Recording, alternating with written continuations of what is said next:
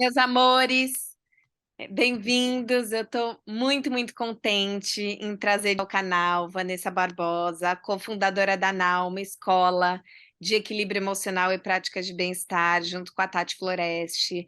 A Van também é formada em yoga, meditação, ayurveda e todas essas coisas que trazem tanto bem-estar. Hoje eu queria pegar toda essa inteligência e a prática da Van para a gente falar um pouco em como desviciar das emoções negativas.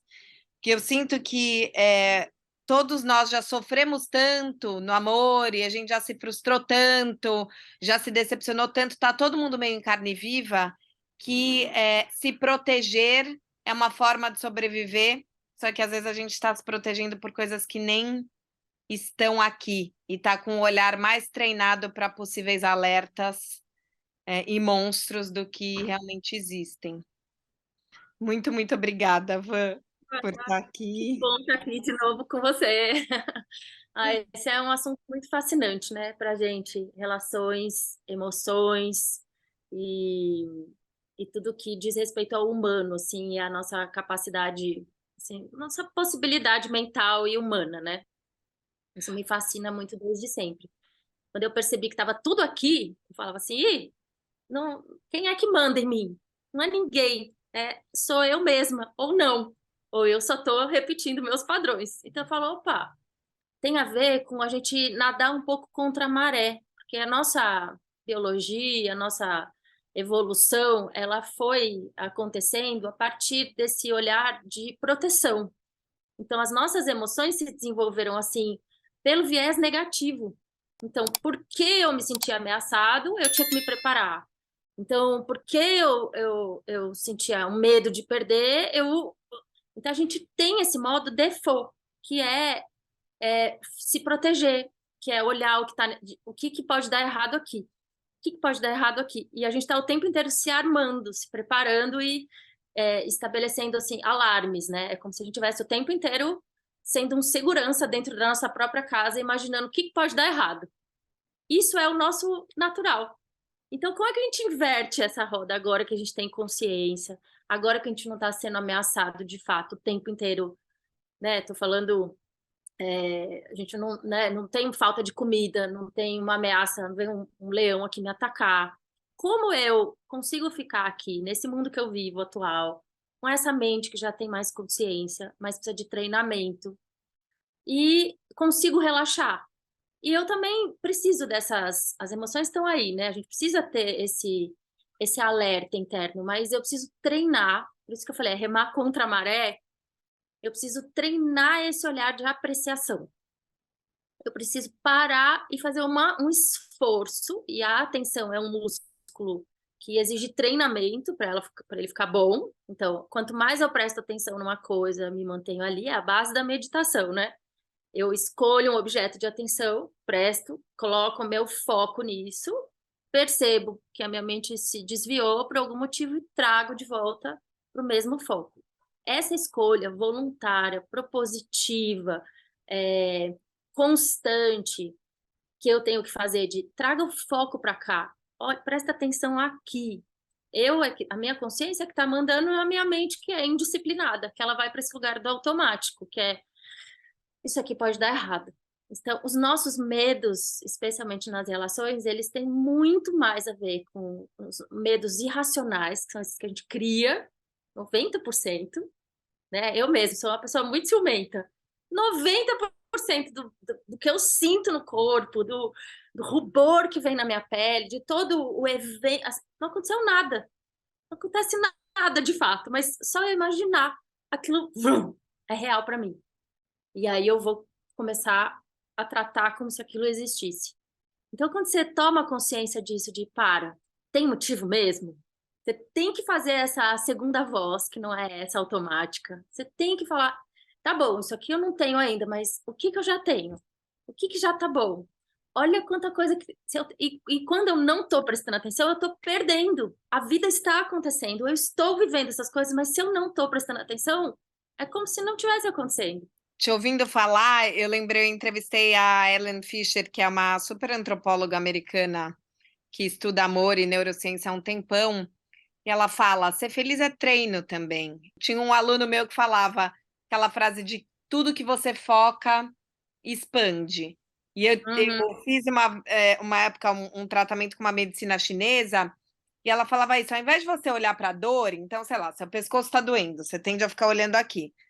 Presta atenção em coisas que estão bem. Então, assim, qual a temperatura do ar, o gosto, aonde no meu corpo está confortável. Não é você negar, colocar para debaixo do tapete, mas é você ir treinando o seu olhar para momentos de amor e de conforto que já estão presentes. E eu sinto que muitas vezes a gente fica frustrado no amor porque a gente está muito focado no que está faltando, ao invés de perceber que tem muita coisa que já está lá. Total. Isso a gente também cita muito o William James, né? Que ele tem uma frase muito marcante sobre isso. Ali onde você coloca a atenção é a sua realidade. É total isso que você falou. Onde você põe o foco? Se a gente fizer isso agora, assim, a gente está aqui conversando, mas se você parar para prestar atenção na sola do seu pé direito, ele estava aí o tempo inteiro, mas agora parece que ele faz. Ele existe, ele passa a existir, ele passa a ter importância, ele passa a ter forma, volume, peso, temperatura. Você fala, nossa, estava aqui. Então, é isso que você falou, a gente chama de cultivo, esse treino. Isso que a gente chama de prática. Não, esse tipo de jeito de viver, que é deixa eu reparar no que também no que tem de bom. Então, isso foi uma sacada, assim, que, né, a psicologia moderna, né, ocidental, com William James, que ele falou, presta atenção, é isso que é a sua vida. Se você não estiver olhando, não existe. Né? Como nem o meu pé estava aqui, eu não estava prestando atenção nele. Então, se a gente trouxer isso, né? Como eu posso prestar mais atenção? Isso, começa com você. Não tem como criar relação sem você ser um sujeito. Tem os seus desejos, que tem o seu. E eu tô falando, não é porque eu sou expert no assunto, é porque eu tô nesse lugar que é da. De novo, cair no mesmo buraco. Mas como eu estava até te contando antes, eu acho que o que tem acontecido é quanto mais eu vou estudando, tomando consciência, dando aula, que é a gente dando aula, a gente estuda. E aí eu trago isso na minha vida. A gente fala muito isso na aula, né? Não é só ler, traz isso para a vida, vê como é que funciona, testa, testa. Buda falava isso, né? Não acredita no que eu estou falando, testa, arraigado. Eu acho que é uma coisa perversa, né? Que em muitas coisas a gente pensa que os anos de experiência ajudam a gente, né? Então você vai lá fazer uma entrevista de trabalho, tenho tantos anos de experiência nessa área. E aí, Uhum. os nossos anos de experiência afetiva, não só nas relações de par romântico, mas às vezes amizade, familiar, muitas vezes depõem contra nós. Porque eu sinto que a gente usa os traumas passados, o acúmulo dos traumas passados, como uma bússola que vai tornando esse mundo cada vez mais perigoso. E eu tenho sentido as pessoas muito carentes, muito defendidas, amargas e reativas. Você percebe que a gente está viciado nessas emoções mais negativas e isso está inviabilizando as relações pessoais? É, essa tendência a gente se proteger, ou a gente se armar, ou a gente, especialmente com relação a trauma, né? Tanto faz se é um trauma de infância ou um trauma num relacionamento. O trauma, ele vem e fica no corpo. Então, num primeiro momento, essa nossa reação ou mecanismo de defesa tem a ver com é como se fosse um sistema que dispara. Assim, se a gente não tem consciência, ele sempre vai disparar. É como se a gente tivesse num campo minado, nosso corpo, que é o que se relaciona em primeiro lugar, né? Depois nossos corpos mais sutis, emocional, energético, eles estão um campo minado. Então vamos pensar isso, uma pessoa não trabalhada, nunca olhou muito para dentro. Você pode esbarrar num lugar que é uma ferida aberta. Ela não está pensando, ela simplesmente ela vai fazer, ou ela vai atacar, ou ela vai fugir. Nossa reação é a luta ou fuga. Quando a gente tem esses vícios, na verdade, que podem começar sendo marcas. Não pode ser um vício por hábito. Então a gente recebeu um impacto de alguma experiência que virou um trauma, e isso está gravado no nosso corpo, como uma tatuagem, mas ela ainda está em carne viva. Isso quando a gente nunca trabalhou. Então, a gente se depara, muitas vezes, encosta em lugares feridos em outras pessoas, assim como pessoas encostam nos nossos lugares feridos. Uma vez, em algum lugar, eu li também um exemplo disso que me deixou muito claro. Quando a gente tem uma ferida física, a gente vai lá, coloca um band-aid, engessa, e aí todo mundo que está em volta vai tomar cuidado para não encostar, porque sabe que aquilo está te machucando. Ou você está se recuperando, você está em processo, ou você está com dor. Quando é uma ferida emocional, a gente não tem isso exposto. Então ninguém tem como saber. Então isso é uma coisa, né? Antes de virar um vício, um hábito. Estou imaginando aqui que o vício tem a ver com esse hábito que se repetiu, uma ação que se repetiu, um padrão. Se eu não olho para isso, né? Não tento cuidar disso de alguma forma em mim mesma, ninguém vai cuidar disso para mim. Então isso é outra coisa. Ninguém vai curar meu trauma. Sou eu que vou ter que olhar para ele, ver de onde vem, porque eu sempre reconheço o padrão de rejeição e ele começou lá com a minha mãe na infância. Então eu falo, descobri aqui a origem. Não, eu consigo aos poucos, à medida que eu vou me relacionando, até comunicar, Carol. Quanto mais eu vou tendo consciência, eu vou falar, isso não tem nada a ver comigo. Isso que essa pessoa fez e que eu estou sentindo como uma rejeição absoluta por mim, não tem nada a ver comigo. Eu é que estou sentindo isso, a partir da minha dor. Ah, e aliás, eu até queria pedir para você colocar, porque teve uma das coisas, gente, da aula, do workshop que eu fiz com a Vô e com a Tati do Mapa das Emoções, que para mim foi tão marcante, que é toda emoção vem colada numa história.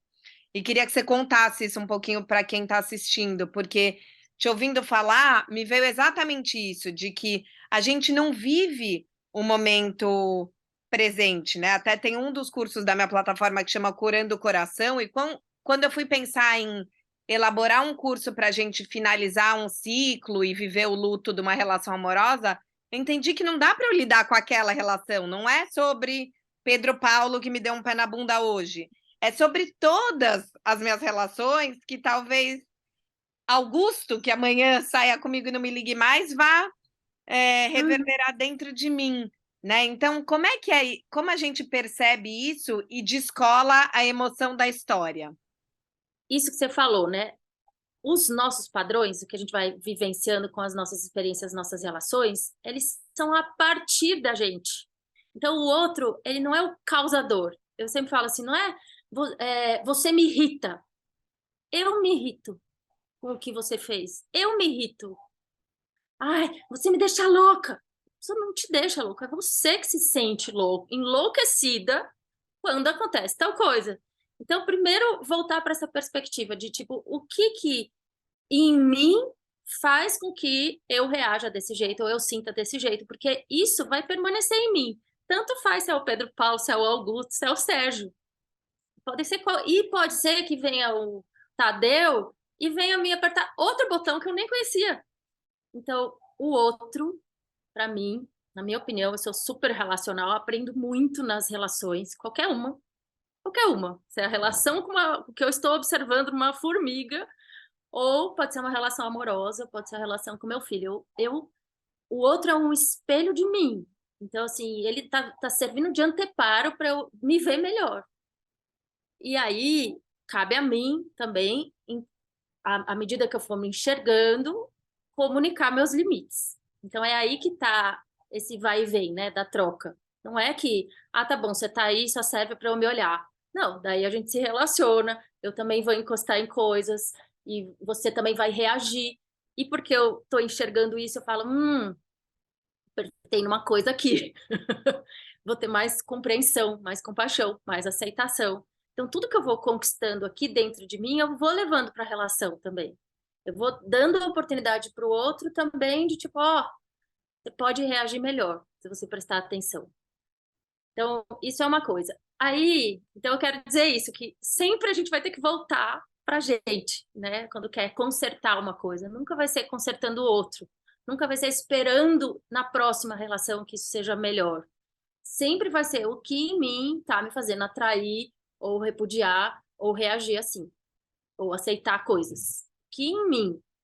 Então, aí a hora que eu tomo isso, a minha rédea aqui de mim mesma, eu falo, tá bom, eu que tenho que estar aqui no meu controle, o resto eu não controlo muito.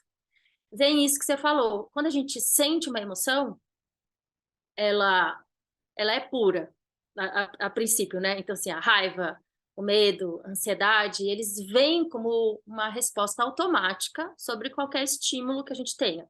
O estímulo pode ser desde um som, uma imagem, uma memória, alguma coisa que eu ouvi, uma coisa que eu olhei, assim, uma expressão que eu interpretei e aquilo já me causa uma emoção.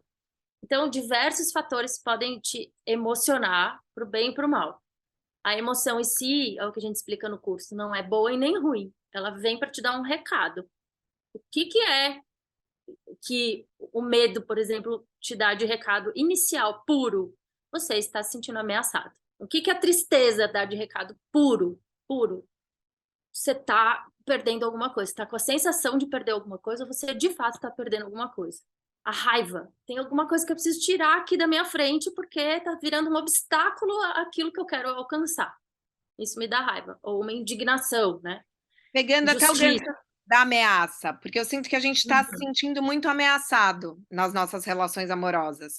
Ameaçado uhum, de ser feito de trouxa, ameaçado de perder tempo. Aí você tá na relação, você se sente ameaçado de ser traído, de ser trocado, e aí as pessoas ficam fuçando umas nos celulares das outras, né? Tem um dado americano que parece que já 1/3 dos divórcios colocam print de mensagens de rede social que a pessoa stalkeou o parceiro como prova de infidelidade, né? Então, assim, sem julgar moralmente a infidelidade, precisamos, né? uhum. É o que a ameaça está fazendo a gente fazer com as nossas próprias relações.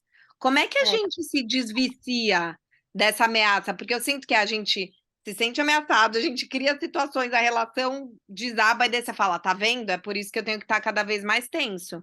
E aí o uhum. amor parece cada vez menos possível, né? Esse lugar de relaxar na relação tem a ver com confiança, né? E aí eu entendo muito que a confiança é uma coisa que você vai construindo e construindo isso. É muito lento a construção, porque é isso, a gente já chega num relacionamento novinho com as nossas histórias, com as nossas memórias, com os nossos traumas.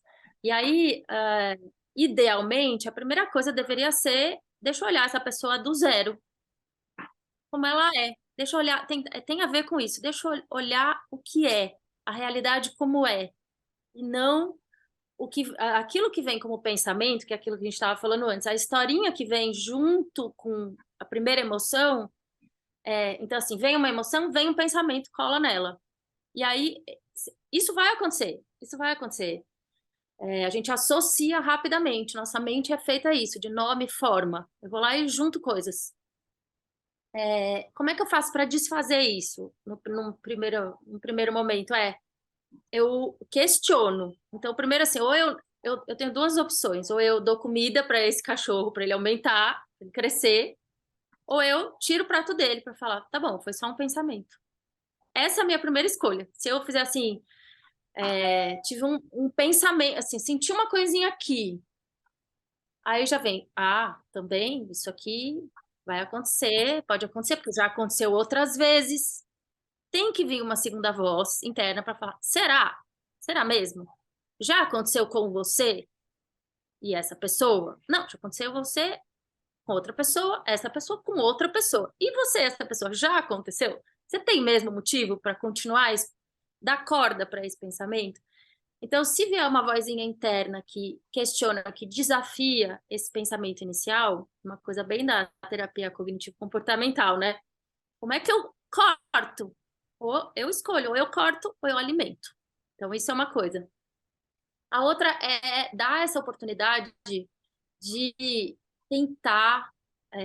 A gente sempre faz essa prática, né? Como é que eu abro a mente? Como é que eu amplio a visão? Como é que eu crio distância? Para ver que talvez esse probleminha que eu estou olhando aqui né? Se eu pegar uma coisa bem pequena e botar bem perto de mim, se eu olhar assim a ponta do meu dedo, bem perto do meu olho, ele fica desse tamanho. Mas na hora que eu vou dando distância, distância, distância, distância, ele fica menor. A gente faz isso com o nosso ego, com a nossa experiência, com a nossa... A gente é muito importante em relação a todo o resto. Então, quando a gente se coloca nesse lugar de, tipo, eu sou o centro aqui disso, e aí eu falo, ixi, eu não sou o centro da vida dessa pessoa. Ela tem família, tem filho, tem... Eu não sou o centro da vida da minha parceira de trabalho, ela tem outras coisas. Então, como eu dou, de fato, uma importância. Sempre faço essa imagem também, assim, quando eu quero trazer essa realidade para minha experiência. Eu falo, gente, eu sou um grão de areia no meio desse monte aqui, que eu tô quando eu tô na praia. Eu falo, eu sou só um grão no meio desse monte de areia. Você olha de longe, assim, não dá nem para ver a diferença da cor de uma e de outra. Mas na hora que você olha lá no microscópio, lá bem pertinho, bem pertinho, bem pertinho, você fala, mas eu sou única. Não tem nenhuma outra igual a mim. Nenhuma. Então, assim, se por acaso, dentro dessa minha experiência amorosa, em algum momento a gente se desconectar, ou em algum momento aparecer outra pessoa interessante, e eu sempre penso, o meu medo tá sempre que o outro vai achar uma pessoa mais interessante, né? Eu também posso achar. Total. Eu também posso. Então, a gente está navegando juntos, por escolha, e em contato. Isso tá, enquanto tá bom, a gente continua. Se acontecer alguma coisa que mude isso, aceita, aceita, porque podia ter acontecido comigo, eu poderia ter achado outra pessoa mais interessante, e pode acontecer com a outra pessoa. Então, na hora que você tira essa importância toda, então você fala assim, tá bom, e na hora que eu falo assim, não, dói, obviamente que dói qualquer rejeição, qualquer pé na bunda, ou qualquer... Mas é uma experiência dessa de você... mais ou menos isso, humanidade compartilhada, assim. Puxa, pode acontecer com qualquer pessoa. Podia ser comigo, podia ser com ele. Quem que eu já conversei na vida que nunca passou por isso? Aí você vai se colocando num lugar, eu não tô sozinha eu não tô Entender. sozinha. Eu tô junto nesse monte de grão de areia e ao mesmo tempo eu sou uma coisa única no universo, não tem outra igual. Não tem. E aí você fala, não, e tem uma importância isso, ser esse diferente, né? E aí você vai esbarrando com outras pessoas, em outras relações, e vai... O importante é isso, é a gente saber que quando a gente está em contato, na minha percepção, né? Que a gente esteja crescendo junto.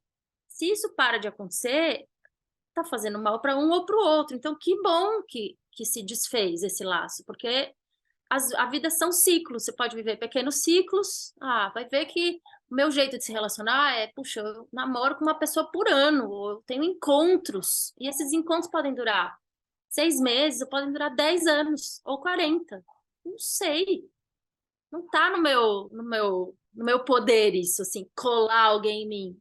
É o que a gente fala de apego, né? A gente fala, o amor romântico, ele é apegado, ele é ciumento, eu quero ser exclusivo, eu quero ser único, eu quero... E eu tô falando isso porque, de fato, eu sinto.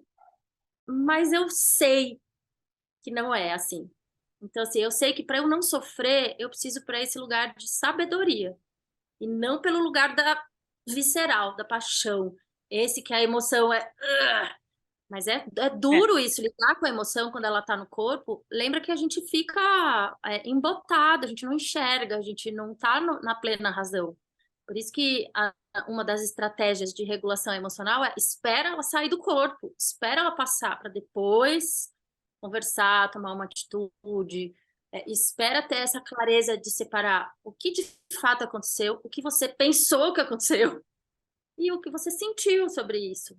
Eu acho que parte da sabedoria também é a gente ter essa humanidade compartilhada, também compartilhando as noias, as incoerências, as histórias, né? Porque às vezes quando você divide o que está acontecendo com você, quando você foi a pessoa lixo, ou quando você teve essas mil loucuras, você vai ouvindo uns dos outros, você fala, putz, já passei por isso, olha, a pessoa teve essa interpretação, eu passei por uma coisa similar e tive outra completamente diferente. Tem uma das coisas que eu faço com os meus alunos que chamava na Confraria do Amor Roda de Coração Aberto, e agora eu vou fazer um programa mesmo de acompanhamento emocional, que eu vejo como é importante a gente poder trocar histórias. Nossa, super, porque é isso, são as experiências, é igual quando a gente lê, né? Você tá lendo num livro, você fala, você sente junto com a outra pessoa, você cria empatia, se imagina no lugar dela, você amplia o seu leque de possibilidades, né? A gente chama isso de empatia, tanto a gente fala, bom, podemos treinar, ficar feliz junto com coisas que a gente talvez nunca vá viver, né? Uma alegria, por exemplo, empática, e a empatia quando ela se conecta também com a dor, com o sofrimento, com ampliação de repertório. Pensa que a gente, nesse que a gente é na vida e vai passar pela vida, não vamos viver todas as experiências. Então, quanto mais a gente puder trocar, compartilhar, acrescentar, receber, mais rica vai ser a nossa vida, né? Não queiram dar conta de tudo sozinhos, e aí, até já aproveitando, eu convido vocês a fazerem parte da minha turma de alunos e da turma de alunos da NAU. Somos duas plataformas aí interligadas para que a gente possa desenvolver mesmo o bem-estar, a educação afetiva, emocional. Então, Van, muito obrigada por estar aqui comigo hoje, que a gente possa estar menos reativo, menos ameaçado, menos viciado nos perigos que podem vir, para a gente conseguir relaxar para os encontros maravilhosos que também virão. São reservados, né? E eles estão acontecendo agora, Carol. Estamos tendo um encontro maravilhoso, assim, tipo, é isso. Se a gente tiver com o olhar aberto, com o coração aberto, com a mente aberta, a gente percebe o que já é, o que já tem.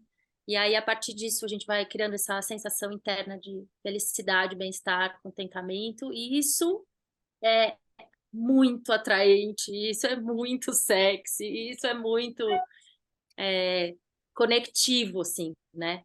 Então, essa sensação interna de...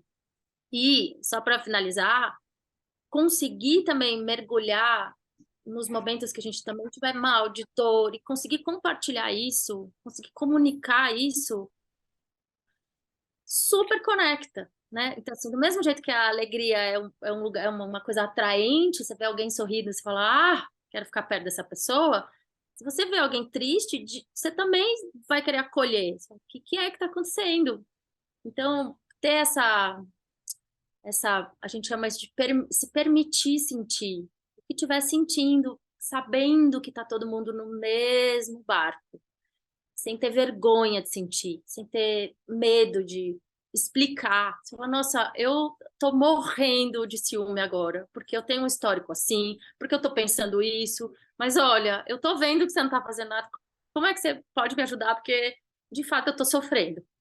Assim, podemos, então, não ficar um pouco nesse lugar, ou abrir, que aí o outro também consegue te ver. E quando ele te vê, é mais fácil, é mais fácil. Pensa, tudo que a gente conhece é melhor, é mais fácil se relacionar.